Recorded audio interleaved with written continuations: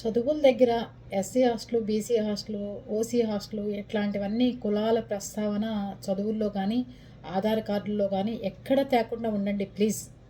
ప్రపంచం అంతా ఒకే కులంతో ఉండే ఏర్పాట్లు చేస్తే బాగుంటుంది. చిన్నదాన్ని చెప్పేంతటి దాన్ని కాదు. అలాగే ఎస్సీ మహిళ వంట చేస్తుందా అంగన్వాడీలో, మా పిల్లలకి పెడుతుందా?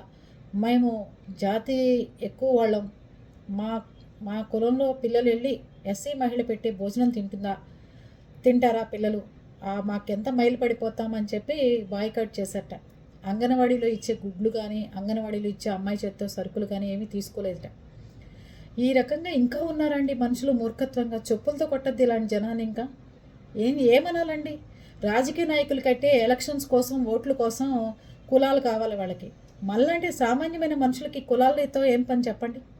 అయితే అక్కడ ఉన్న ఎంపీ గారికి తెలిసి ఆ మహిళ ఇంటికెళ్ళి అధికారులను కూడా తీసుకెళ్ళి భోజనం చేసి, ఇలాంటిది ఎప్పుడు జరగదమ్మా, నీకు అవమానం జరగదు అని చెప్పి భోజనం చేశాట.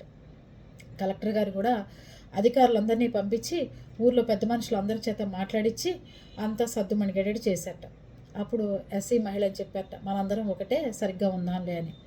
ఈ కులాల ప్రస్తావన దయచేసి రాజకీయ నాయకులు కానీ, ఆఫీసర్లు కానీ ఈ కుల వ్యవస్థని అంతం చేయాలి అంటే ఎక్కడ ఇలాంటి చదువుకునే చోట్ల కానీ SC hostel, BC hostel, OC hostel, కతే కమ్మారెడ్డి, కాపు, ఈ సపరేట్ హాస్టల్స్, ఈ పేర్లు మానేయండి ఫస్ట్.